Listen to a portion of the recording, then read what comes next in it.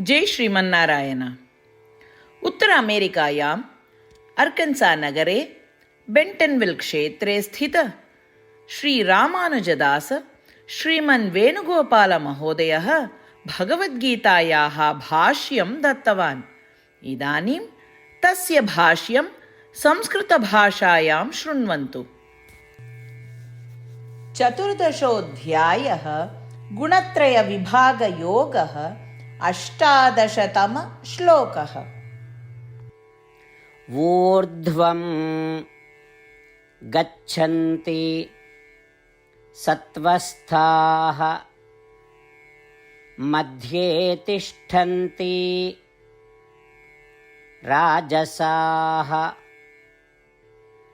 जघन्या गुणवृत्तिस्थाः अधो गच्छन्ति तामसाः। ओम। गीताचार्यः श्रीकृष्ण परमात्मा सार्जुनम् अस्मान् सर्वान् गुणत्रयविभागयोगं शिक्षयति।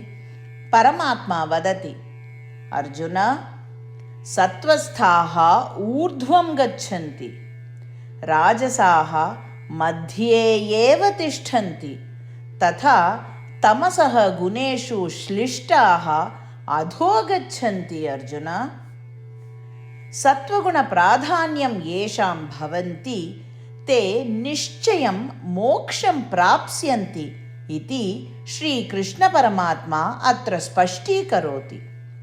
येषु रजोगुणप्राधान्यं भवति स्वर्गसदृशमध्यलोके काङ्क्षितकर्मफलानि अनुभवन्ति। एतेषां फलानां क्षयानन्तरं पुनः मर्त्यलोकं प्राप्नुवन्ति। तमोगुणप्राधान्येन अधमजन्म स्वीकुर्वन्ति।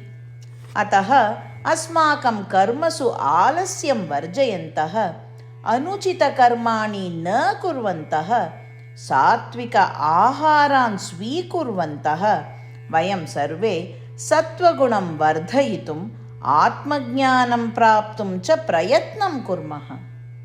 अतः सत्त्वगुणं वर्धयितुं रजोगुणं तथा तमोगुणं न्यूनीकर्तुं गुणत्रयैः बद्धाः न भवितुं च वयं सर्वे स्वस्वकर्माणि श्रीकृष्णपरमात्मने कृतसेवा इति मत्वा, तथा वयं सर्वे श्रीमन्नारायणस्य हस्ते स्थितसाधनानि स्मः इति अवगच्छन्तः स्वनियमितकर्माणि कुर्मः।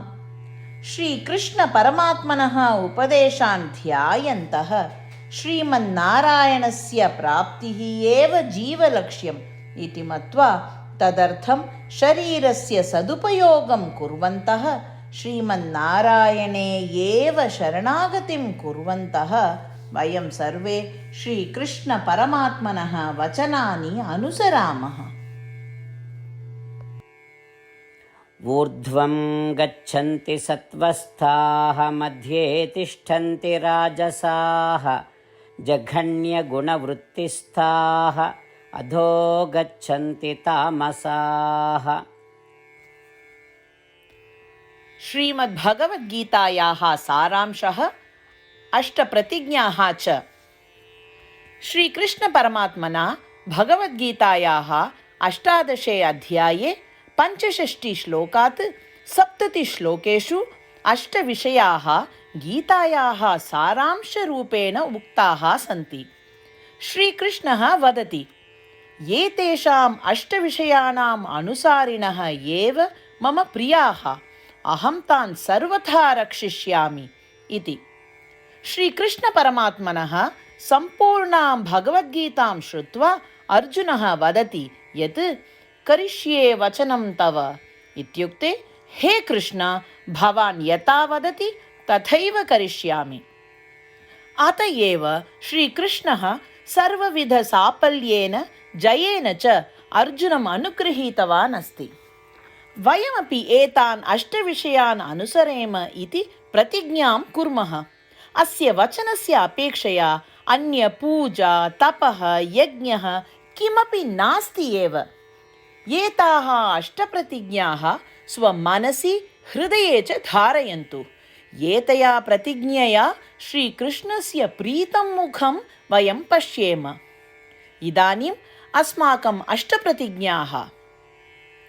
भो श्रीमन्नारायण, यथा सूचितं भवता अहं सदा भवन्तं ध्यायामि।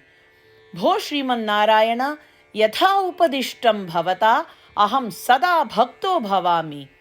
भो श्रीमन्नारायण, भवान् यावत् तृप्तिः भवेत् तावत् भवन्तं सेविष्ये। भो श्रीमन्नारायण, मम महती विश्वासः यत् अहं भवतः भक्तोऽस्मि। बद्धाञ्जलि भूत्वा भवन्तं सदा वन्दे।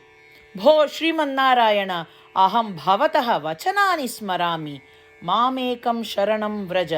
भो श्रीमन्नारायण, भवतः चरणे एव आगतोऽस्मि। भो श्रीमन्नारायण, पुनः स्मरामि भवतः वचनं मा शुच। अहं कदापि न दुःखो भवामि।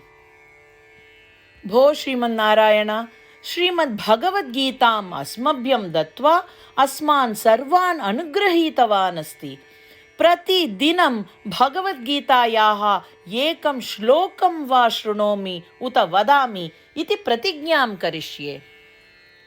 भो श्रीमन्नारायण, सर्वेभ्यः मानवेभ्यः भगवद्गीता भवता अनुगृहीता अस्ति। अज्ञातेभ्यः जनेभ्यः अपि एतां भगवद्गीतां नेतुं यतिष्ये। भो श्रीमन्नारायण, यथा भवता उक्तं तथा करिष्ये। यथा भवतः इच्छा तथैव आचरणं करिष्ये। भवतः एव सेवां करिष्ये। यदि एवं श्रीमन्नारायणस्य वचनं पालयेम तर्हि तदेव प्रत्येकस्य पूजा भविष्यति। पूर्णविश्वासेन पुनः प्रतिज्ञां कुर्मः। भो श्रीमन्नारायण, करिष्ये वचनं तव।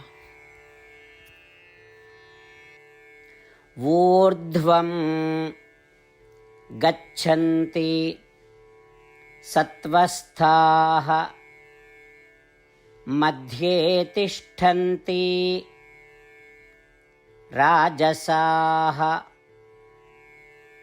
जघन्या गुणवृत्तिस्थाः अधो गच्छन्ति तामसाः। ॐ